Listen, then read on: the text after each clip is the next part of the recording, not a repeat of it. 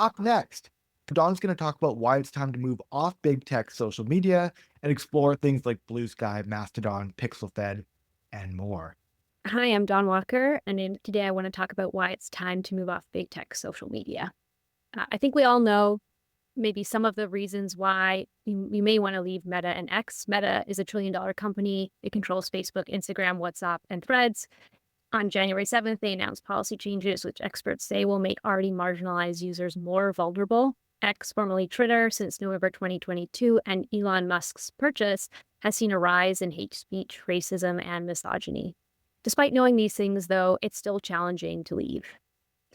Before I even try to make my pitch that this is the year, what are those alternatives? So there's quite a few. I'm only going to mention three. First, Mastodon for microblogging. This is most like a Twitter experience with short posts.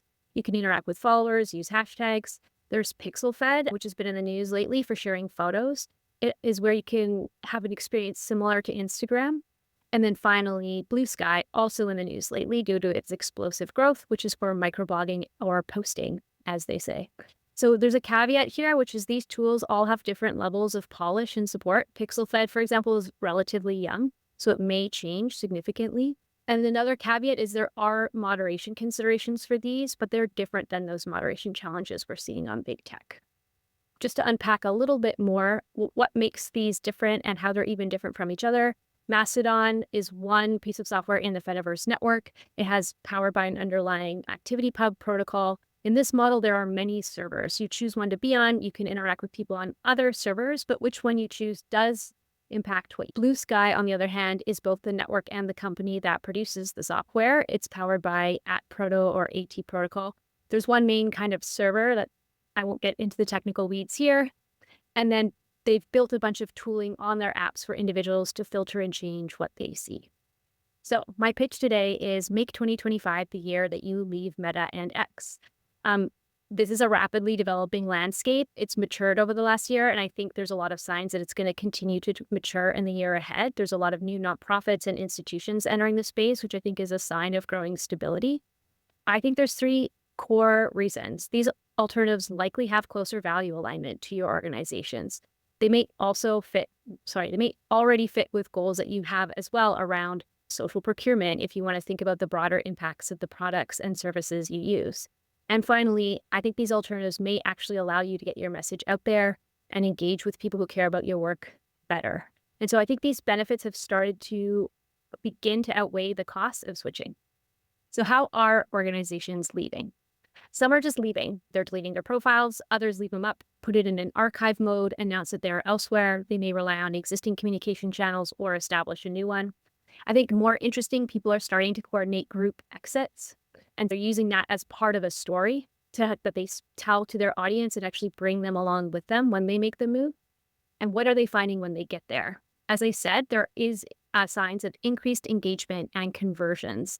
So there's two examples just quickly. One from Guardian showing that traffic back to their website is already 2 times more on platforms where they have less followers than the traditional one. Or there was a viral fundraising campaign based around a hashtag that happened on Mastodon that over 2 weeks managed to raise close to $500,000. And I think this is where that value alignment is helping. You're able to find the higher engagement. There is more prominence because there's less organizations in the space. So you maybe have a higher profile. And then also on these platforms, you have more ability to own your audience that allows you to link to your other communication channels and have people see that. What a lot of these organizations are finding is that their links and calls to action were being deprioritized by the algorithms. And so I have way too many tools and tips. I'm just actually going to share the link to this after. But roughly, I think there's some big questions you could ask yourself to think if you're ready to make the switch. Here's my suggestion of what are some of those steps to take. Definitely go in with a plan. And then finally, there are resources. One thing I want to mention is there are tools to help you actually do a migration if you want to bring followers along with you and find the ones that are already on these new tools. Unfortunately, as of January 2025, all of the previous tools that worked to migrate from X or Twitter to Mastodon no longer work. This is a change on X's side where they've stopped allowing access to their API. There is still one that works to get you onto Bluesky called Skyfollower Bridge. And why do I care about this? Just to end, I'm the president of a nonprofit cooperative which provides open social media for Canada. We're member owned, members are individuals or organizations, and we charge annual dues to cover our costs. As of January 2025, right now, we offer Mastodon as one of our services, and then also Castopod, which is for hosting podcasts. We have some new service announcements pending, so stay tuned, and I'd be happy to chat. Thank you.